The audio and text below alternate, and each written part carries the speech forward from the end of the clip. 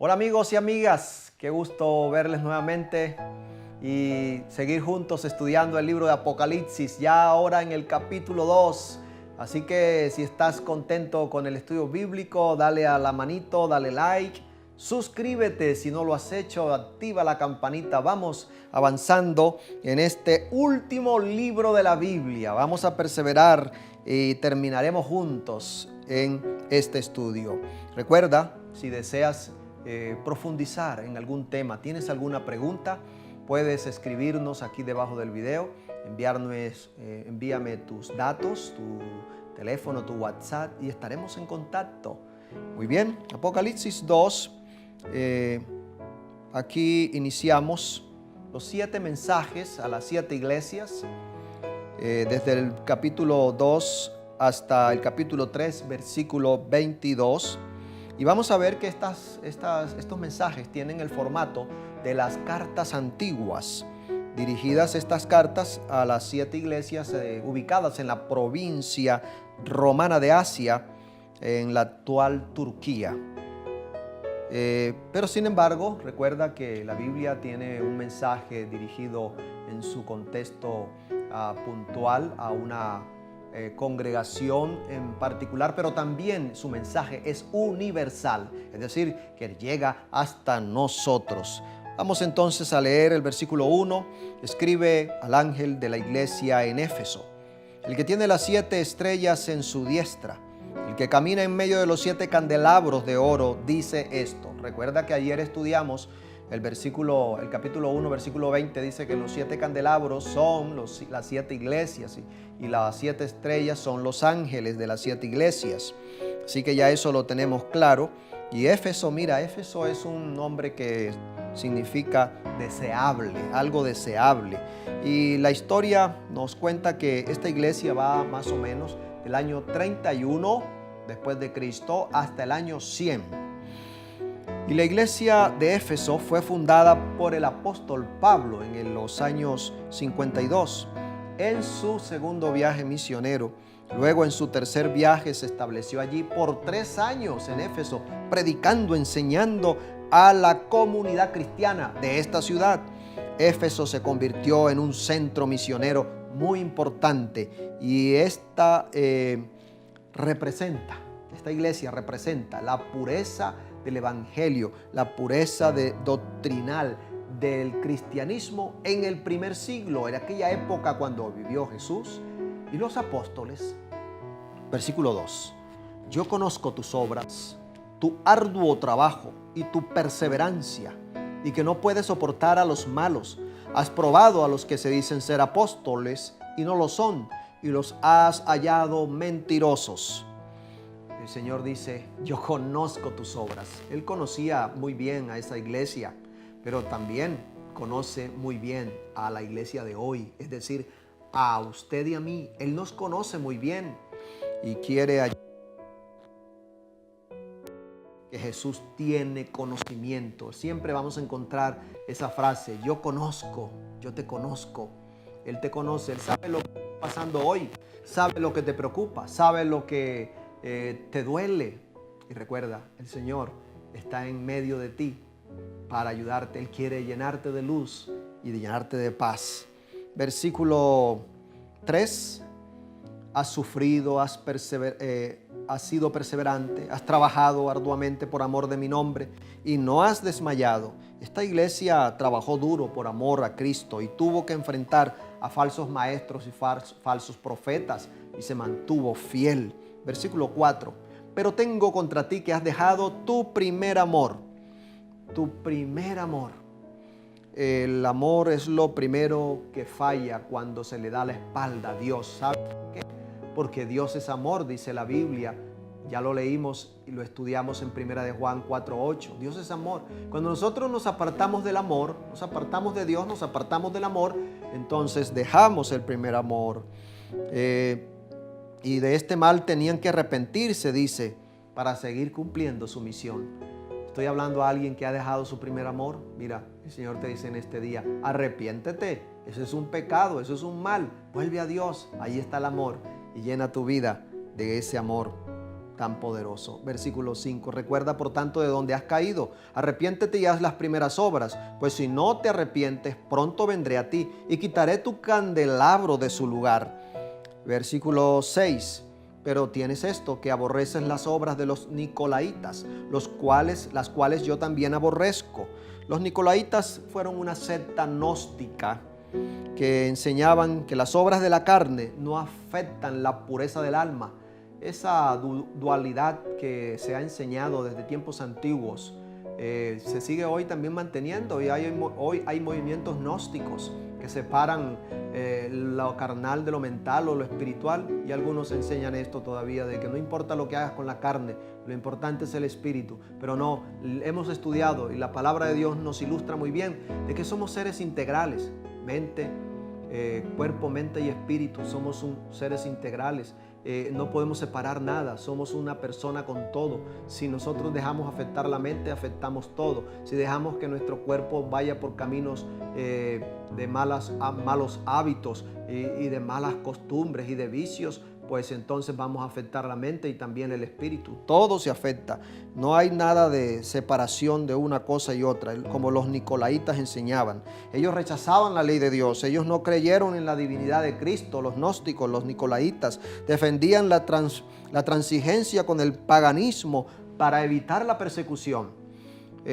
Luego, terminando dice el versículo 7, el que tiene oído oiga lo que el Espíritu dice a las iglesias. Al vencedor le daré a comer del árbol de la vida que está en medio del paraíso de Dios. Mira, el llamado de esta iglesia es que nos arrepintamos, busquemos al Señor y seamos vencedores. Vamos a comer del árbol de la vida. ¿Cuál árbol? Aquel árbol del que comían Adán y Eva. Ellos perdieron la oportunidad de seguir comiendo de él, que daba esa eternidad. Nosotros, con la ayuda de Jesús, volveremos a tener ese paraíso y comeremos nuevamente de ese delicioso fruto de eternidad. Vamos entonces al versículo 8, donde encontramos la iglesia de Esmirna, que significa bálsamo. Esta iglesia va de la época del año 100 al 313 después de Cristo. Esmirna fue un puerto marítimo importante. Puede representar a la iglesia perseguida de los siglos 2 y 3 después de Cristo. Esta iglesia no recibe ninguna reprensión. Mira cómo dice el versículo 8. Escribe al ángel de la iglesia en Esmirna, el primero y el postrero, el que estuvo muerto y vivió, dice esto. ¿Quién estuvo muerto y vivió? Ya tú sabes, ¿no? Aquí está Cristo siempre hablando, porque Cristo Jesús es el que envía este mensaje a través del profeta Juan a esas iglesias y a nosotros hoy. Versículo 9, yo conozco tus obras, tu tribulación, tu pobreza, aunque eres rico, y la blasfemia de los que dicen ser judíos y no lo son, sino que son sinagoga de Satanás. En el 8 y el 9 te presenta esta iglesia como sufriendo persecución por la población judía de la ciudad, que se convirtieron en la sinagoga de Satanás. 10 dice, no temas lo que has de padecer. El diablo echará a algunos de vosotros en la cárcel para que seáis probados y tendréis tribulación por 10 días. Sé fiel hasta la muerte y yo te daré la corona de la vida. Tribulación por 10 días iba a recibir esta iglesia, dice allí. Y esto puede aludir a la persecución de los cristianos bajo el emperador Diocleciano, que fue desde el año 303 hasta el 313 después de Cristo, época de esta iglesia. Y la más violenta de todas las persecuciones fue aquella persecución. Pero dice el Señor aquí, sé fiel, yo te daré la corona. No es la diadema, era una guirnalda que se otorgaba a los vencedores en las competencias deportivas. ¿Sí? ¿Recuerdas que el apóstol Pablo también compara la vida cristiana con una carrera? Así es, estamos corriendo, tenemos que ser atletas bien disciplinados para alcanzar esa corona de la vida. Luego llegamos al parte final de este mensaje Esmirna, que dice, el que tiene oído oiga lo que el Espíritu dice a las iglesias. El vencedor, dice el versículo 11, no sufrirá daño de la segunda muerte. En Apocalipsis 20 vamos a estudiar sobre esta segunda muerte. Y el versículo en Apocalipsis 20:14 dice que esta segunda muerte es la muerte definitiva, la que ocurrirá después de la segunda venida de Cristo, después del milenio, el juicio final, que será una muerte exterminadora. Pues dice aquí, el que vence no va a sufrir de la segunda muerte. Por eso tenemos que ser tú y yo vencedores. El mensaje a Pérgamo está desde el versículo 12. Pérgamo va desde el 313 hasta el 538, una época bien extensa, época de transigencias, cuando el cristianismo se contaminó. En esta época se dio fin a la persecución con el edicto de tolerancia en el 313 después de Cristo y favoreció la influencia masiva del paganismo en el cristianismo. Y luego dice el versículo 12, escribe al ángel de la iglesia en Pérgamo. El que tiene la espada aguda de 2 filos dice esto. La espada de 2 filos, ¿no? Es la autoridad judicial que tiene la palabra de Dios. Y el versículo 13, yo conozco tus obras y donde habitas, donde está el trono de Satanás. Esta iglesia cristiana se ubicó en Roma. Y dice aquí que ella habitó donde está el trono de Satanás, pero retienes mi nombre y no has negado mi fe, ni aun en los días en que Antipas, mi testigo fiel, fue muerto entre vosotros, donde habita Satanás. El trono de Satanás, Pérgamo, famosa por el gran altar de Zeus. Esa ciudad tenía el altar de Zeus, un dios pagano que hoy se halla en el Museo de Pérgamo, en la ciudad de Berlín. Versículo 14, pero tengo unas pocas cosas contra ti que tienes ahí a los que retienen la doctrina de Balaán, que enseñan a Balac a poner tropiezo ante los hijos de Israel, a comer de cosas sacrificadas a los ídolos y a comer fornicación. Esto nos lleva a la historia del Antiguo Testamento, donde ese profeta Balaam puso tropiezo al pueblo de Dios.